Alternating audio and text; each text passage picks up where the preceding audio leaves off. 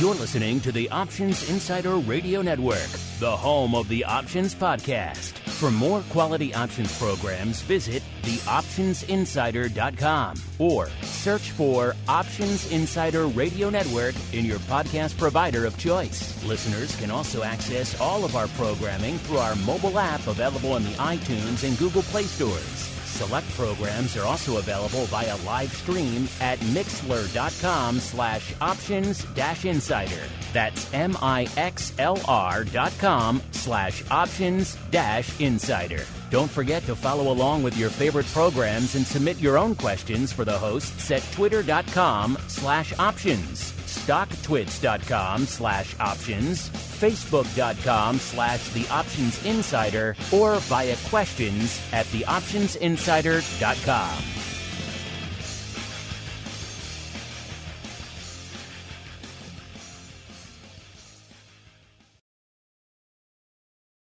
It is a dangerous world out there. Volatility is on the rise, and your clients' portfolios are under assault from a growing number of threats. Simple diversification is no longer enough to shield the assets under your protection. Registered investment advisors, financial planners, and asset managers need a new weapon in their war on risk. Welcome to the Advisor's Option, the program designed to arm busy advisors with the information necessary to properly manage risk in this volatile environment. From options education, trading strategies and tips, to industry news and interviews, you'll find it all on the Advisor's Option. The Advisor's Option is brought to you by the Options Industry Council. The OIC was created to educate investors and their financial advisors about the benefits and risks of exchange-traded equity options. For more information on how the OIC can help you implement options in your practice,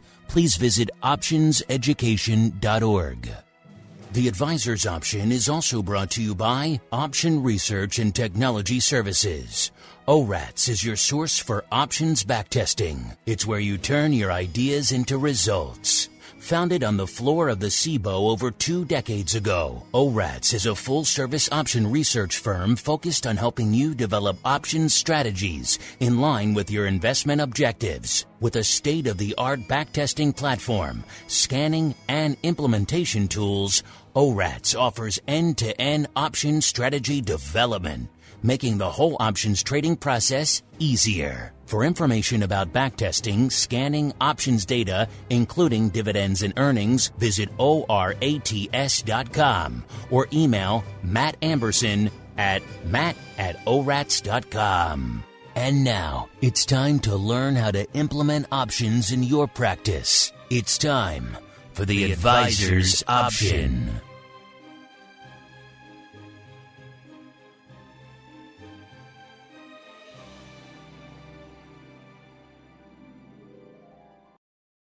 All right, everybody.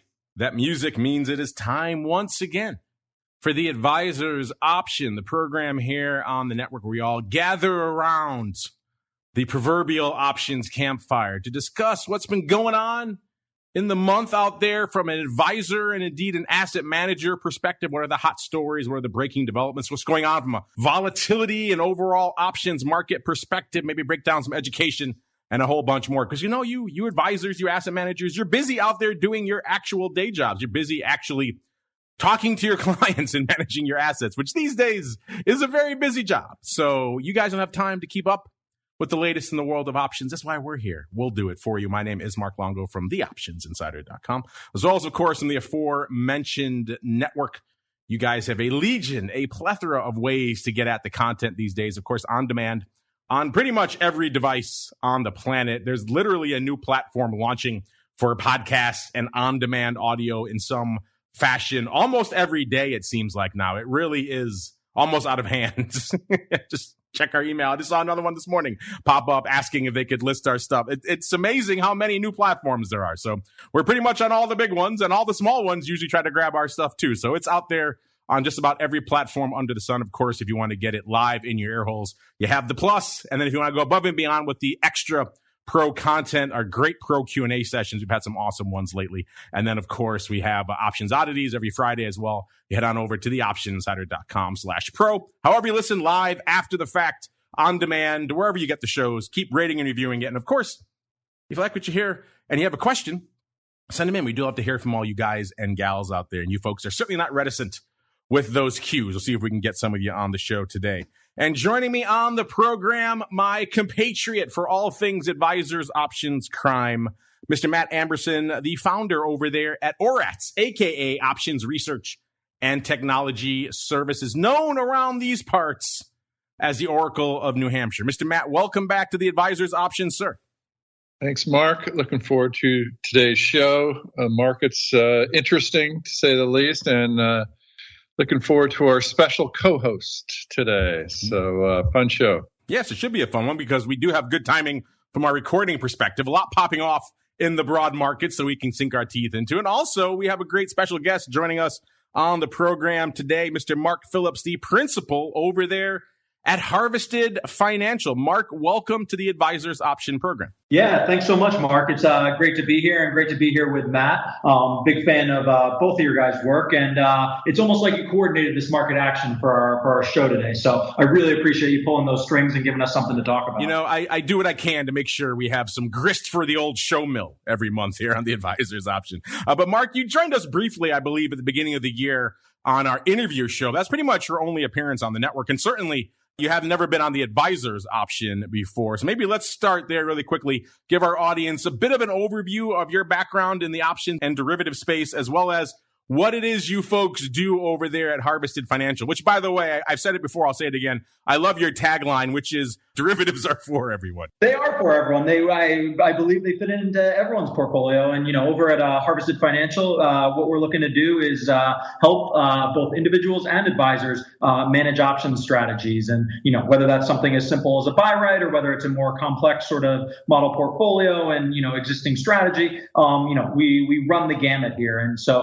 like many of us in the industry, I grew up on the floors, a little bit on the Amex, a little bit on the PHILLIPS, and currently in Chicago right now. So market making, trading, and doing all that fun stuff led me to the advisory side of business and bringing the power of derivatives to everyone. So really excited to be here. And you guys have model portfolios, overlays. What are people going to discover when they come to Harvested Financial? All kinds of good things. I think the power of options is almost endless. And with, you know, over 1 million strikes out there and all kinds of different terms, you know, you can really do anything with a portfolio. And so helping people both decide what their goals are and objectives and then mapping them to the right strategy is really what it comes down to, because risk can't necessarily be removed. It can only be transformed. And options really do a wonder at that. So it's a full consultation process and understanding objectives and matching those with the right derivative strategy.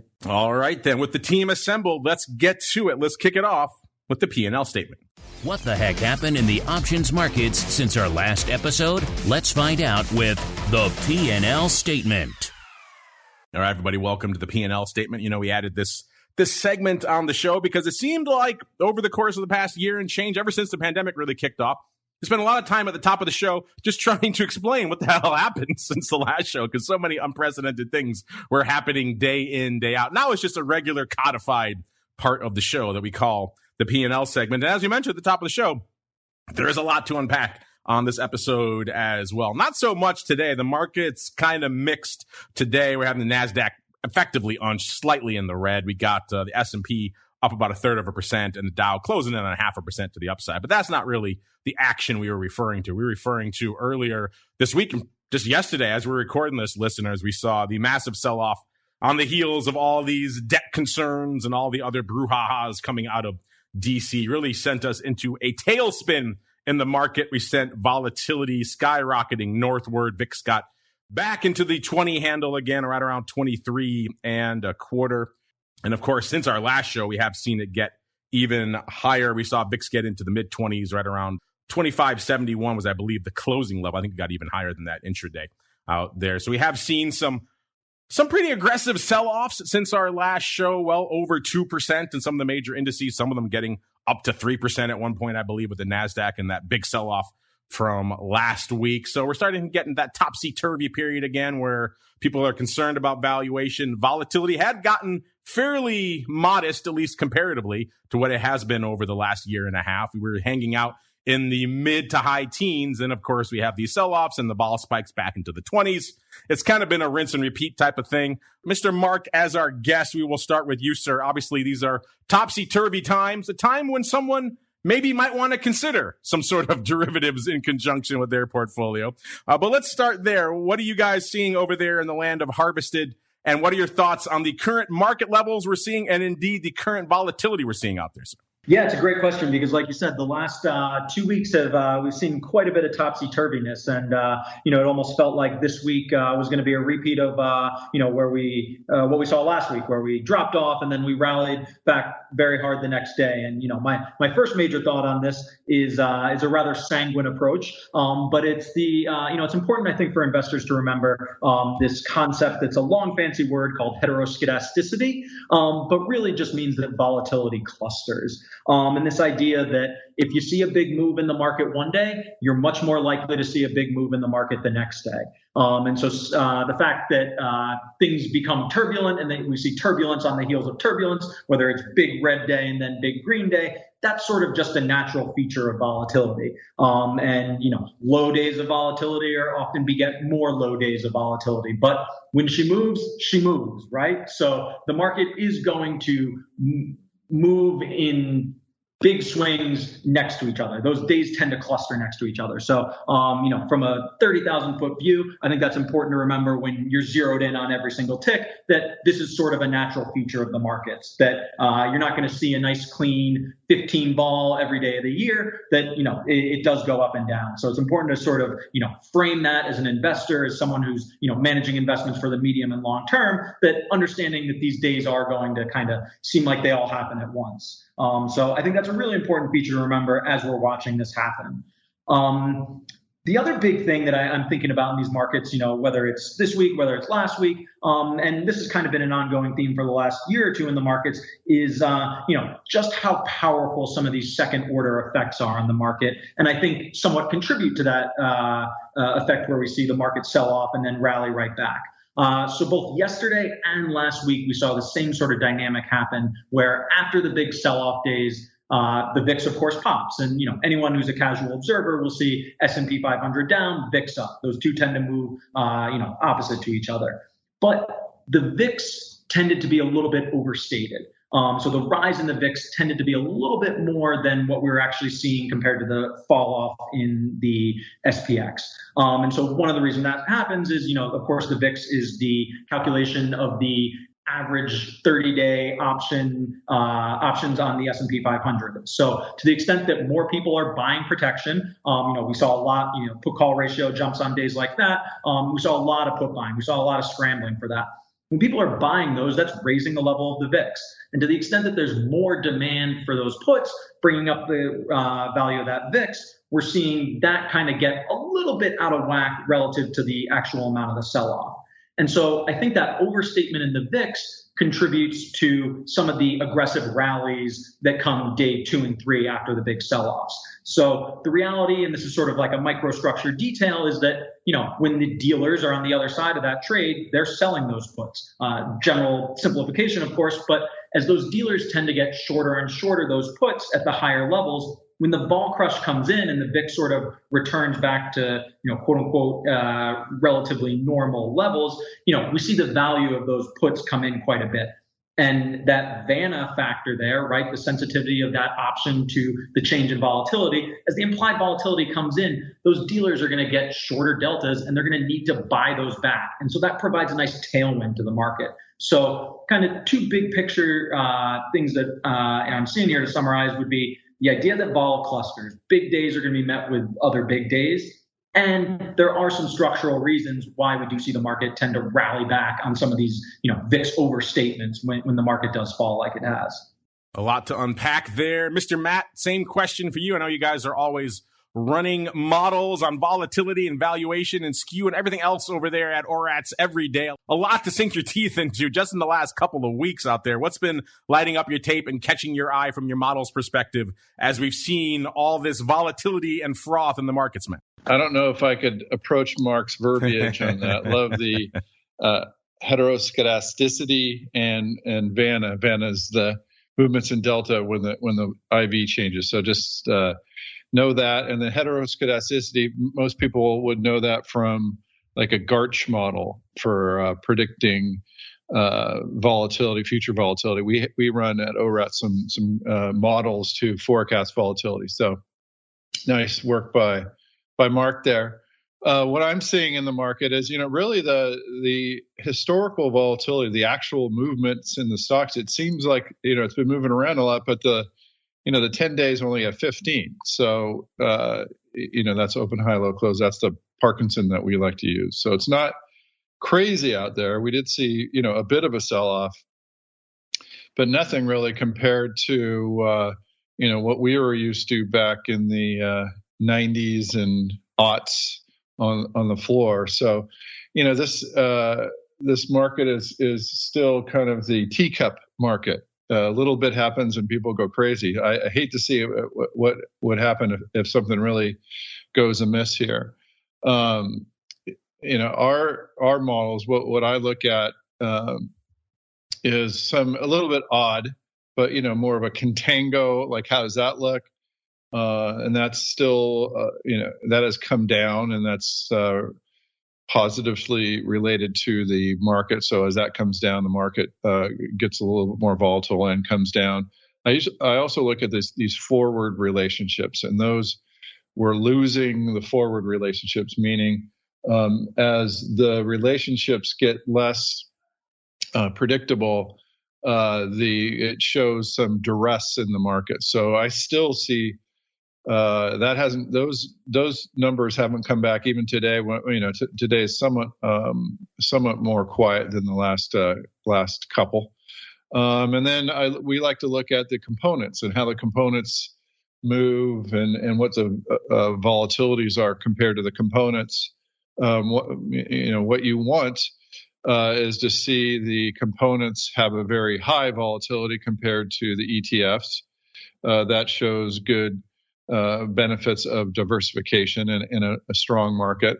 When you see things approaching 1, meaning the implied volatility of the components coming down and the ETF going up and getting towards 1, that's not a good sign. That shows, again, problems in the market. So we're seeing that relationship fall off a little bit.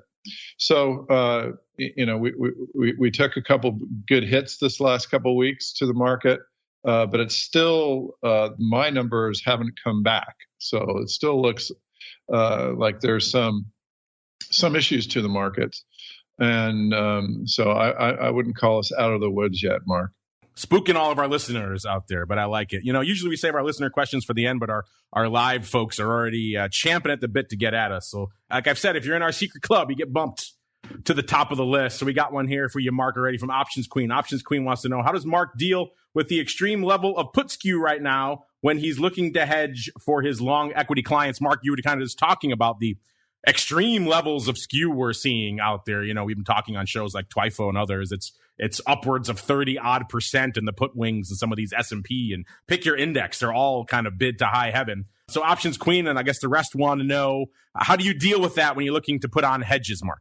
Yeah, that's a great question. I mean, I think the market maker knee-jerk reaction to me says, well, just sell the puts. But that certainly doesn't help the question of how we want to manage protection. You have to fight that trader mentality sometimes. I know it's hard. But I think, one of the things that we like to think about in terms of managing the costs, and like it kind of comes down to an old trader aphorism, right? That you want to be putting on the trade when you want to put on the trade, not when the market forces you to put on that trade. So to the extent that you find yourself in a position where you're scrambling to buy up or pay up and buy protection, that's probably because you were not properly positioned beforehand. So in general, when I think about managing protection strategies, is I want to maintain a relatively consistent exposure and direction over time. That if the market's already moving and that put skew's already bid up, in some ways that's already become a little bit too late. And that the best way to manage that strategy is by doing it consistently over time. So, being able to put on the trade when you want to is really important. And then I think another angle that you can think about in terms of managing that cost. So say you do find yourself in that predicament where you do need to pay up for protection.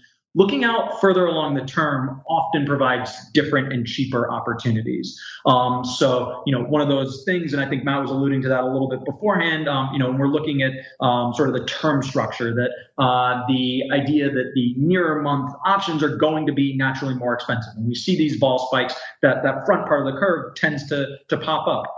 If you're using consistently longer dated options there, they have a much more stable cost structure. And so while the skew does go up and down, of course, I think two things that you can really do to manage that are consistently buying protection over time and looking further out the curve. There you go. Ask and you shall receive. As we keep on rolling, have to get to our next segment. It is time for the earnings volatility report. Earnings announcements can move markets, but what is the options market telling us about upcoming earnings events? Let's find out with the Earnings Volatility Report. All right, everybody, welcome to the Earnings Volatility Report. Mr. Matt and his team over there at ORATS are the keepers of all the great earnings data that you folks love to crunch throughout the week that we're always talking about on shows like the Option Block that you guys can find over there at theoptionsinsider.com. Click on that Options News and Articles tab, and you'll see the whole section devoted to the earnings move results, and indeed earnings season reports. The last time we gathered here together, Mr. Matt, you were breaking down that you thought maybe, just maybe, this past cycle was the one that was going to break the pattern, was going to be the cycle of outperformance, sir. How did we fare? Mark, I have to answer that last question with that Mark did such a nice job on. Before I get to the earnings, I'd like to. No, that was exclusively for Mark. You are not allowed to answer. Have at it, sir. You know me, I love this. So, I just want to reiterate some of the things that he said. So ORATS has this infinite slope measurement and the slope measurement, and that relationship now is actually low. So the very long-term slope is not as severe as the front. So yeah, you can, and and we back tested the heck out of this, but these way out of the money long-term puts that I've been talking about almost every month on this show, are doing well, did well during this correction. So there is we've just seen this the put call slope just pinned near the highs, and there are things to do. Go out longer, much longer, like 500 days longer. So what happens? Maybe not now because it's come up a bit, but what happens is when the market sells off, there's a ton of volatility, as Mark mentioned, Vanna. So you get a double bump there. So anyway, so I love that topic. So I couldn't let it pass, Mark. So thanks for indulging me on this. But let's get to the earnings. We got earnings coming up in just a couple weeks now. So we're wrapped up. One of the things that we do, and Mark, you've pushed ORATS to get these reports going, and we have now for quite a few earnings seasons. So what we do is we look at basically the 6 weeks of earnings seasons, and we show the performance of the straddle. So, and we put it from a buying perspective. How have people owning a straddle done versus the actual movements in the stock after earnings are announced? What we see is a very clear pattern in the 6-week cycle, where the first couple weeks are not very good for option owners. And then you get what happens is you get the companies that maybe aren't on the ball and can't get their earnings out. I used to be an auditor way back in the day, one of my first jobs. So I know how difficult it is to get the books together. These companies that are kind of the mid-sized companies, it takes them a while to get their earnings out. And those happen to be the ones that will announce something that maybe is a little different from expectations, and where you could really get a pop versus the expected move in the stock. So we usually see is the third week getting towards a break even, and the fourth week the owners of options may make some money. Fifth week too, and then sixth week is kind of a mixed bag as you get these stragglers coming in. They aren't watched as carefully. So what did we get this earnings season? Well, it was, again, a mixed bag. The first couple of weeks were atrocious for option owners, but then we saw a very good week 4 and a decent week 5. So, this earnings cycle has actually shown life. Keep earnings alive. Earnings lives matter. All this, as we finally starting to look at earnings again. These companies aren't able to just throw up their hands and say, who knows what's going to happen with this epidemic. But now it looks like actually the earnings announcements are driving movement, and I'm going to make a prediction that this next one is going to be a big one, Mark. So we might actually get towards an overall break even, whereas this one was about 14% under break even. So I don't know. What do you think about that, Mark? Ooh, a break even. I like that. That would be the first one in quite some time, almost since we've been crunching these numbers. Not quite that far, but almost that we have seen something like that. In fact, that dovetails well. We got a live question coming in for you here, Matt from Nichols. He says, please ask Matt if he thinks next earnings season is going to be a banger. Big moves every week. We need some juice. Sounds like, Matt, you think he's right on board, and you think we're going to have a pretty rock'em sock'em robots for the next season, sir. Yeah, again, I would wait till the 3rd or 4th week to start looking at it. And what I have been doing is trying to find stocks that are either way off of their expectation. So like, let's just say normally a stock moves at 5%, and then now they're implying a 7%.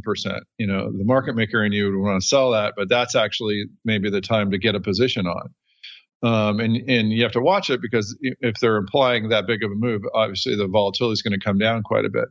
So, there are strategies that you could do other than just owning the straddle, but sometimes those are the stocks where maybe there's been some leakage with the auditors. Maybe there's been some CFOs talking, but they often know when there's going to be some strange movement. So I like to watch for those. Of course, ORATS produces these reports that show all that information. So that's what I like to look at, Mark. And we like to look at what's going on in the world of options that you may have missed while you're busy dealing with your clients. So let's get to that next. It is time for the buzz. Busy financial advisors and asset managers don't have time to follow the latest developments from the world of options. So we do it for you. It's time to get the buzz.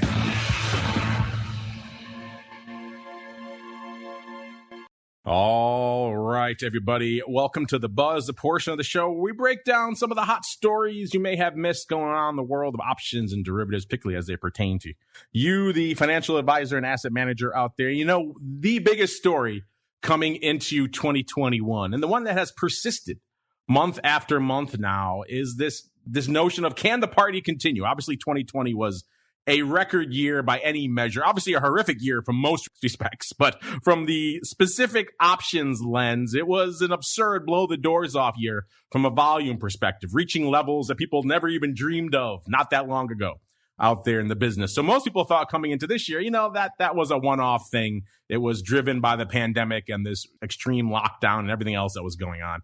And it can't really be replicated in 2021. And then fast forward into 2021, what did we see? We saw the storming of the Capitol to kick the year off. And then it kind of just went from there with the meme stock explosion, volatility all over the place. It's been insanity yet again. And so pretty much the answer so far for the entirety of 2021 to that question of, can the party continue, has been a resounding yes.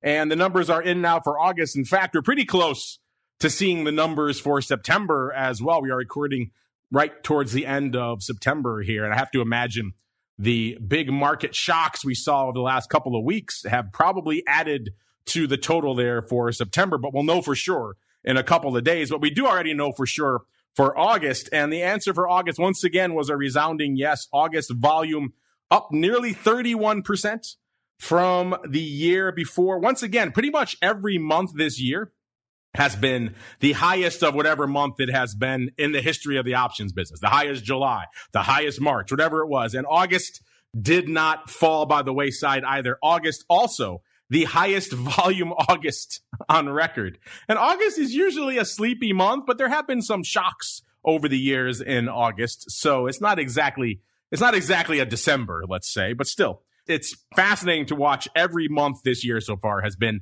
the most active of whatever month it is. Pick your poison out there. Just insanity. Month after month. A year-to-date ADV, 38.8 million contracts. That's up nearly 37%, about 36.5% from August of last year. So that means you're talking about 38, almost 39 million contracts going up a day in the options market, listeners. So that, of course, puts us on pace to not just meet last year's volume, but if we stay on this pace, unless things fall off a cliff in the final quarter of the year, we're going to see just absurd levels of volume yet again out there. So a lot of insanity, a lot of madness, a lot of volume out there. Mr. Mark, this obviously has to be something you're paying attention to as well, because the rising tide lifts all boats. The more options that are trading out there, the more your clients are going to hit you up saying, hey, maybe I need some of these options things in my portfolio. So what are your thoughts on this notion that the options party has not just continued, but is blowing the doors off here heading into September in 2021, sir? Yeah, it's great to see these OCC volume numbers come out on a daily basis and then on a monthly basis. Exactly like you sort of framed it, Mark. This 2021 is really that train that keeps on chugging. And, I think one of the notables that we're seeing, specifically in August, the index numbers were actually up a little bit. But year to date, I think what's most compelling about the numbers is sort of the distribution between index options and equity options. If you look at the year to date numbers in 2021 so far, index option volume is actually down slightly. I believe it's down about 2.7%. And actually what's making up most of the gains in terms of overall volume is equities. And so while that does include some ETFs, and there might be some, ETF proxies going on in there, we are seeing so much activity in the single names. And that's one of those kind of bellwethers for really positive growth for the industry, that we're seeing a lot of people go out, not just trading SPX options and not just trading, your top tier names, but you're seeing actually people get down into individual names. You're seeing, like you mentioned, the meme stocks are getting involved, and that's really drawing people to the industry. And I think that provides a lot of benefits. I think it's, like you say, get more options volumes overall, raise the profile of the industry. The rising tides lifts all boat is certainly interesting. But what I'm most impressed about with the activity from all of these retail investors and advisors that are getting newly involved here is that they're going after the individual names and they're really leveling up their knowledge here. That the quality of discourse and conversation around the options industry has grown so tremendously in the last 2 years compared to the first decade that I was involved in the industry. So it's really just amazing to see so many people get involved in the industry, trying these out on different names, and really seeing the power that they bring to the portfolios. So I think it's fantastic to see these numbers. And like you said, September continues to chug along, and I see really no signs of stopping, right? To the extent that we see a market correction, that's going to even be a bigger reason why people are getting involved in options. So if OCC volume was a stock, I would be double long. There you go. Double long OCC. And you're right. The index has kind of been one of the few dark spots amongst all these bright spots of volume. Not every month do we see the index volume up. August was one of the exceptions out there. It's pretty much VIX futures and the indexes are the two kind of dark spots you can usually point to month after month out there. But Mr. Matt, the party continues. We've been talking about this for a while. I think most people assumed by now that the party would be well and done, but it seems like we're not even heading to the after party yet. The party is continuing, Mr. Matt. What are your thoughts? Well, yeah, we see these way out of the money calls still bid on the components, so that points to a lot of retail flow. But it's the Fed has printed. There's a stat I saw that 40% of all the U.S. dollars in existence were printed in the last 12 months. And that happens to coincide almost exactly with the number of options that have increased. So this might be another case of don't fight the Fed with the market and don't fight the Fed with the relationship to people spending them on options. So, I think that, everyone's doing a great job on education. The technology is is unbelievable. We're growing here at ORATS. I know a lot of the other compatriots out there are growing too. That's lifting a lot of the boats, but the Fed's helping out a lot. So I want to at least mention that, Mark. The Fed is helping out a lot. Don't tell all the crypto folks about that printing money thing. It'll drive them crazy. But we are at that time of year. We're seeing all sorts of updates. We talked on our last episode about kind of the mid-year updates from FIA, the Futures Industry Association, on kind of global derivatives volume. SIFMA also putting out their kind of mid-year updates recently. SIFMA, of course, tracking different things, tracking, retirement assets, how much money is actually being saved for retirement, things that are very relevant to a lot of the RIAs and asset managers out there. Let's look at just some of their numbers from their mid-year update. They say the Federal Reserve Board data, that's how they track this stuff, showed the value of U.S. household liquid net assets increased by nearly 17% to $58.5 trillion in 2020 from $50.2 trillion in 2019. Of total liquid assets held by U.S. households, 44.2% was in stocks, 23.4% in deposits and CDs, and 19.2% in mutual funds, with remaining 13.2% split between treasuries and muni bonds and money market funds and corporate bonds. If you look at the total value of U.S. retirement assets, that increased by 8.1% to $41.8 trillion last year. Again, this is looking at the Federal Reserve flow of funds data. Total pension assets rose 76.3% to $29.6 trillion, while assets held in individual retirement accounts increased by 12.5% to $12.2 trillion. That's a huge increase in total pension assets. So some of this you can kind of file under the duh category. We saw 2020 be a massive year for the markets, so total value of those assets should rise, but also we saw some pretty surprising inflows. And Matt, I got to imagine for a guy like you, these numbers coming out of SIFMA, just like the numbers we saw from OCC, must be music to your ears, sir. Yeah, I mean, there's definitely a lot of interest in not only options and where to invest, but also how to protect that investment. And, that's one of the reasons why the skew is so high. Even what you usually would see is when the vol goes up a bit, the skew would come down. Well, we haven't even seen that. So people are trying to protect their hard-won appreciation of their retirement assets, and they're using options to do that, Mark. Mr. Mark, same question for you. You're out there managing a lot of these retirement assets, trying to protect them, maybe generate income around them. There are a lot more of them now than there were at the start of 2020.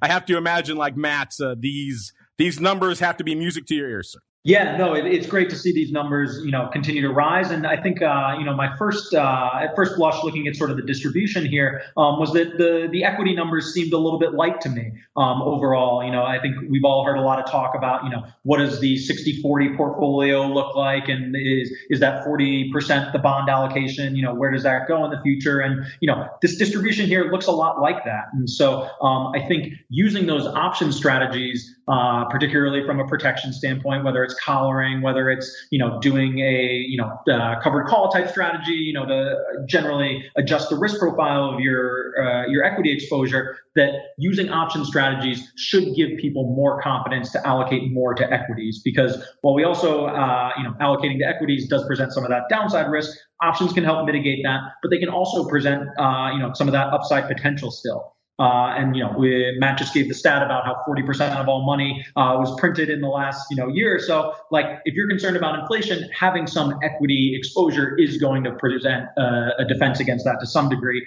And layering in that options overlay really does give you the confidence to put on that position while protecting your downside. And of course, these are retirement assets. We want to spend our money in our retirement, so it better be there. It's funny. I had the exact same thought when I looked at these numbers. Less than half of the total liquid assets held by U.S. households is in equities. That number is appallingly low. That does speak to, you're right, that still kind of old school mindset when it comes to money management of 60-40, or maybe if you're wild and crazy, 60-30-10, something that we have debunked many times here on this show. So hopefully, not just this resurgence of equities, but maybe just more awareness and education will cause people to start boosting that number a little bit, because you're right, a much more strongly skewed equity portfolio with some sort of hedging or some other type of options component. Because again, we've said it many times, Look at this past week if you need more refreshers on this. When it hits the fan, correlation tends to go to 1. The only contractually guaranteed inverse correlation you're going to get is with an option contract. So bear that in mind out there if you're spooked about maybe adding a little bit more equity to your portfolio. And one thing that may help with that, maybe help folks tiptoe a little more into the equity waters, is going on out there in Fidelity. In fact, right before showtime, they announced that, the big deal for retail, and Robinhood kind of paved this way, other firms followed suit, was to try to help these smaller clients build positions with fractional equity shares.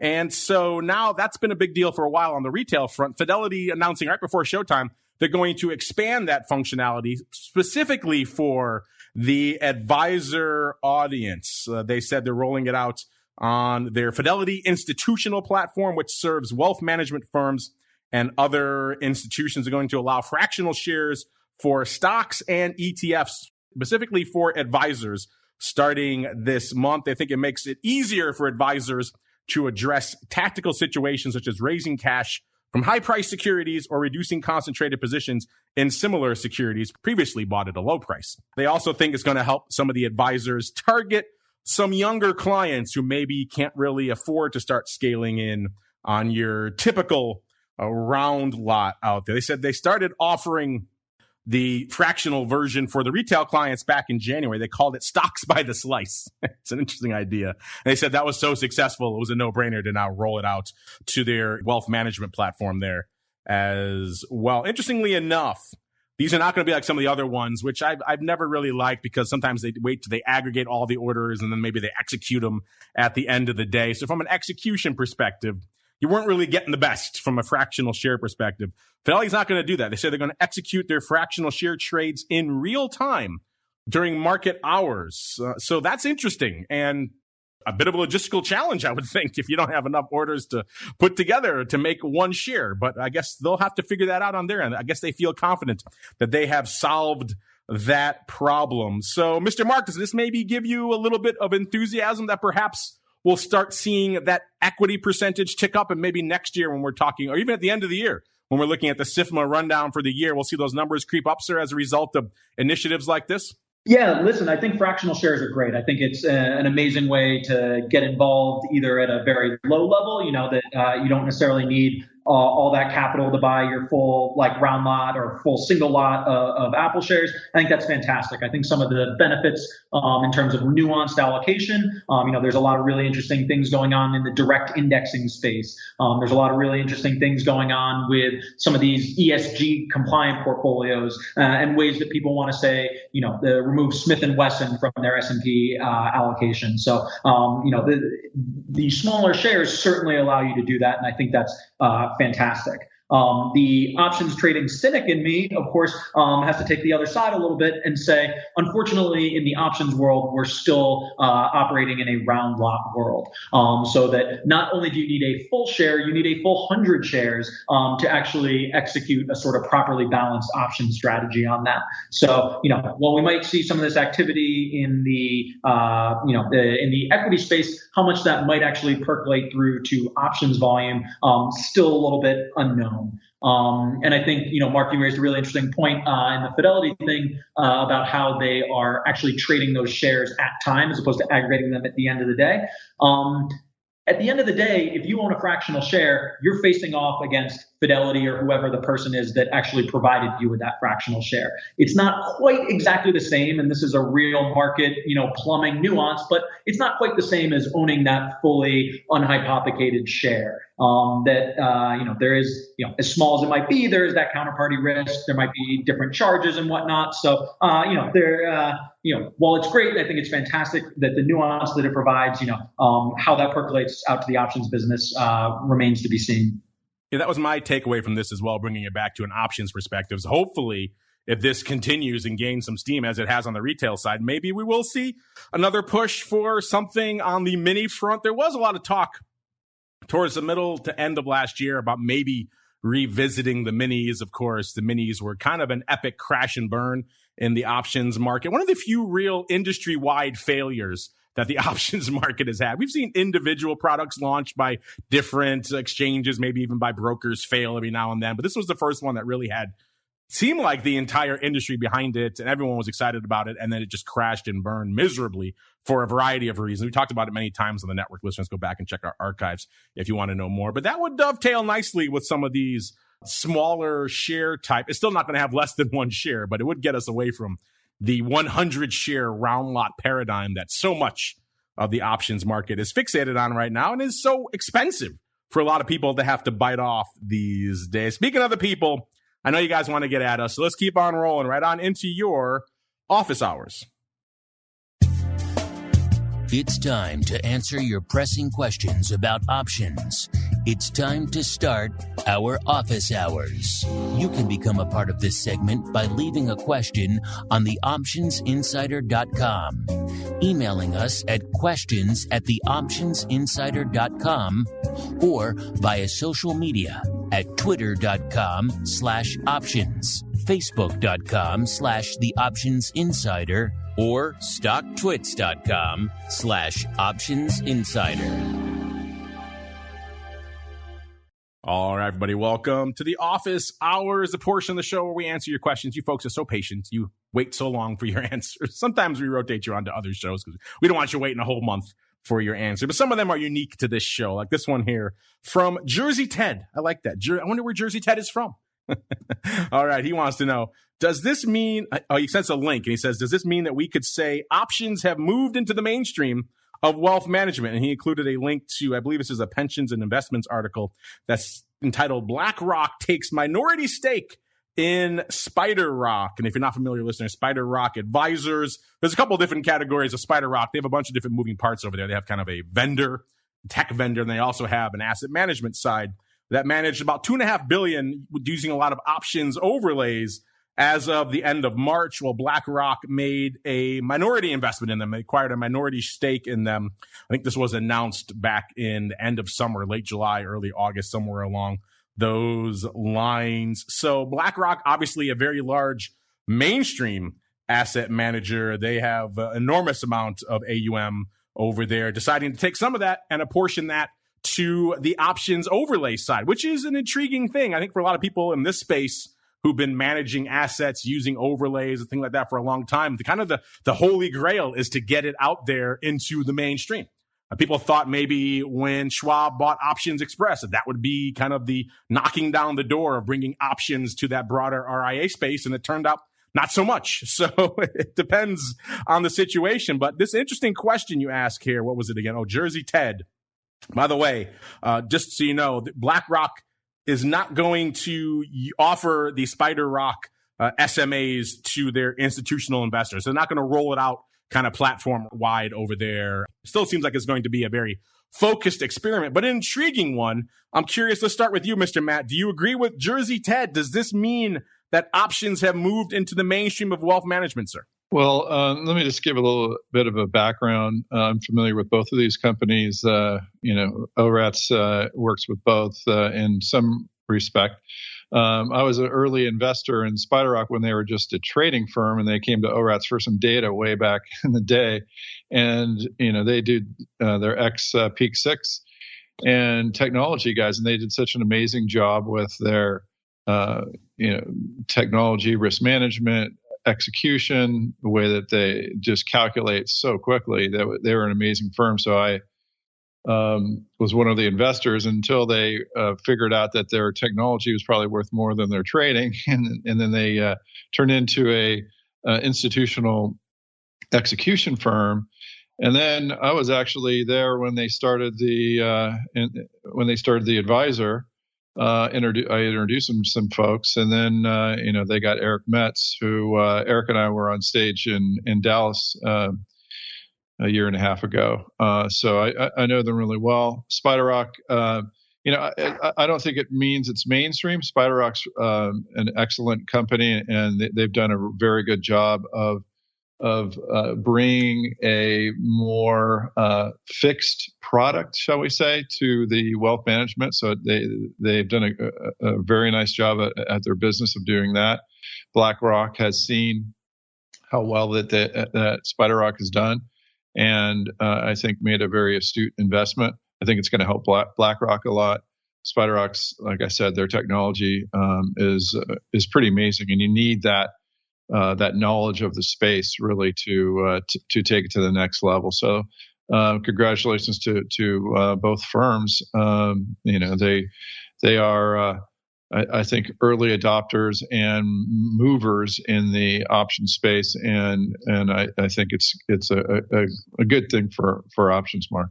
Yeah, it is a good thing. Whether or not it's mainstream, I don't know. I don't think it's quite there yet. I mean, if BlackRock was opening the kimono and allowing all of their clients out there to utilize some of these overlays, it might be a different story. Who knows? Maybe they'll get there. This is still early days out there, but it certainly is intriguing. They do see value in this space and are willing to allocate some of their vast amount of resources to it. So that is certainly intriguing and hopeful. Let's go out to this one now. I think a lot of our listeners have similar questions here. Let's call Options Queen is listening live too. So she sent a question in earlier. She said, how do you think the market will look for my portfolio as we move into the fall/winter with the pandemic seeming to be making a comeback? What strategies do you recommend through the end of 2021? I have to imagine, Mark, over there at Harvested, you guys are pretty much fielding calls like this every day out there. What are you telling folks right now as they're calling you up, asking you, what are you looking at? What are you anticipating? What are you putting on to position through the end of the year? Yeah, it's a great question. And, in many ways, I feel like this is always the question I've been getting since I moved over to the advisory side of things was how do we prepare for that imminent market crash? And spoiler alert, the market has done nothing but gone up since then. So I think that is an interesting balance that everyone always has to keep in mind is that the cost of protection is expensive. So kind of no matter how strong your conviction is about the market going down, it's always worth thinking about what the other side of that trade is going to look like and what the opportunity cost you might have for locking in that kind of protection. So I think the two ways to sort of think about these potential fears going into the winter, and whether it's the pandemic, whether it's the asset valuation, kind of pick your reason why you feel like the market might be overvalued. I think going back to the beginning of the episode, we talked a little bit about sort of the price of that downside and ways to manage that risk. So I think that's really important to think about going out the extra term. Like Matt's data shows, right, that the further out, I think he said 500 days even, that put skew isn't quite so severe. So managing that sort of risk on a longer duration, I think, is really important. Consistently buying into that is also really important. And I think that goes for whether you're thinking about hedging opportunities, explicitly using puts, or whether you can flip the script and think about buying calls in something like a VIX. So whatever your sort of choice of protective instrument, keeping those two things in mind, I think, is really important. If you're thinking about individual equities, I'm a big fan of the collar strategy because of this. And you can make it a zero cost collar by selling the upside for the same amount as you're buying the downside for. You can skew it around. That strategy in general has so much flexibility to finely tune to what the degree of downside protection you want and what the degree of upside you're willing to give for that. So managing that sort of risk with a collar, I think, is a great way to approach that with individual equities. But again, overall with a caveat, make sure you're taking into account the cost of protection and the opportunity cost of that protection. Mr. Matt, same question for you from Options Queen. I'm sure you're fielding very similar questions as well. We have to say here for your outlook and how you would be positioning heading into the latter portion of the year, sir. Yeah, I also would add in inflation, and be careful of these stocks that have discount factors way out into the future, meaning companies that don't really make a lot of money. I think there's going to be some value coming back in, just like we're going to see some more importance of earnings. I think buy companies with a good balance sheet, good value, not too high on price ratios. And just to reiterate what Mark was saying too, the skew in the individual names is very, is reasonable compared to historical levels at high. So you can now, with the more liquidity, you could actually get some curvature in your overall portfolio by looking at some of these stocks that might represent what you're holding. So I'm really impressed to hear what Mark is saying. We're thinking very similarly. On the collar, we've talked about before of individual stocks. I think you want to look at the put differently than the call. Selling the call, we've done a lot of back tests on that. I think you want to look at and really hone in. They don't have to be just a traditional caller. You could look at calls separately from puts. Calls might be a little bit shorter term than the puts, and you could do. I think that's what Mark was alluding to when he said play the skew. So there's a lot you could do, but I would look for value. Watch out for some of these high flyers. I think this fall and winter the inflation's going to raise its head, and with that potentially rates, and so I think that the discounting is going to be pretty severe on some of these stocks that have benefited from not making much in earnings, but promising earnings in the future. I think those are going to be discounted pretty heavily, so those prices might suffer. So that's what I'm looking at in the fall and winter, Mark. All right, everybody, that music means we've come to the end of another hour-long sojourn through the world of advisors and options. If you're listening live, you need a little bit more in your ear holes, don't worry. Stay tuned. We'll be back in about exactly half an hour with all things education on Options Bootcamp. So that'll be a good time. And, of course, after that, on demand, if you're listening after the fact, like many of you are, then you can just hit next, get Options Bootcamp, Options Playbook Radio, all the other fun stuff we have coming up throughout the week here. But before we go, let's go back around the horn. Mr. Mark, well done here in our special guest co-host seat for today. And if folks are intrigued, they want to reach out to you and the team over there at Harvested Financial, where should they go? What should they do? Yeah, so our website is just harvestedfinancial.com, all one word. And you can also find us on Twitter at harvested_DAFE. And I know you like that, Mark. It's because derivatives are for everyone. So at harvestedDAFE is the best place to find us and engage. And thanks so much for having me on. It was great chatting with you and Matt, as always. Harvested Financial. Again, I like that. Derivatives are for everyone. It's kind of been the cornerstone of what we do here on the network for now almost 15 years. So glad to see others are taking the mantra and running with it, I should say. Check it out over there at Harvested Financial. And Mr. Matt, if folks want to kick the tires and light the fires on the back testing, on all the other cool stuff that you guys have over there at ORATS, where should they go? What should they do, sir? If you haven't checked out orats.com, we have a new site up. A lot easier to understand all the products that we have after being in business so many years. So go there. And we have a lot coming out. We've been working on our scanner. There's some distribution theoretical values that we're adding. So a lot of fun stuff in order to help you value some of these trades. Those callers that we talked about. You could look at some valuations there. You could see the back tests. Our blog is pretty strong, blog.orats.com. You could sign up for free for there. So come on over to orats.com, Mark. There you go, orats.com, ORATS.com. Check out their brand spanking new websites. I guarantee you can spend some time over there, orats.com. And, of course, you know where to go for all the great educational material they have there for advisors and pretty much for everybody. It's optionseducation.org. That's the webpage of our friends over there at the Options Industry Council. They have a special section over there for advisors. Click on that. You can see access all the great data and studies we talked about over the years on this program and a whole bunch more, optionseducation.org. And on behalf of Mr. Matt and Mr. Mark and our friends over there at OIC, and indeed myself, I want to thank all of you out there for downloading, streaming, subscribing, for listening live, for sending in such great questions. Remember, if you're in the live camp, we'll see you back here in a little less than a half an hour for Options Bootcamp. Otherwise, if you're listening after the fact, we'll see you back here next month, another episode of The Advisor's Option.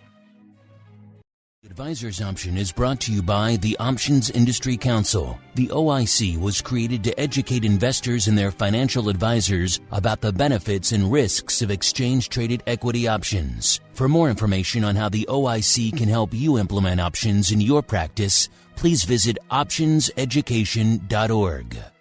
The Advisor's Option is also brought to you by Option Research and Technology Services. ORATS is your source for options backtesting. It's where you turn your ideas into results.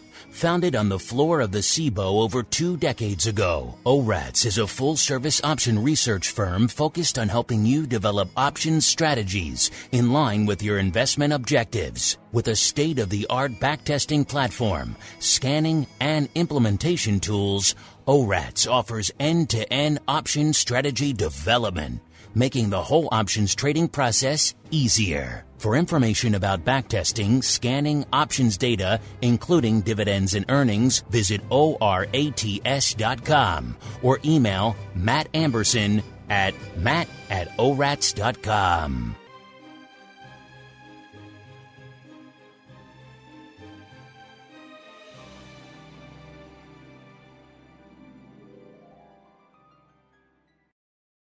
You're listening to the Options Insider Radio Network, the home of the Options Podcast. For more quality options programs, visit theoptionsinsider.com or search for Options Insider Radio Network in your podcast provider of choice. Listeners can also access all of our programming through our mobile app available in the iTunes and Google Play stores. Select programs are also available via live stream at mixlr.com/options-insider.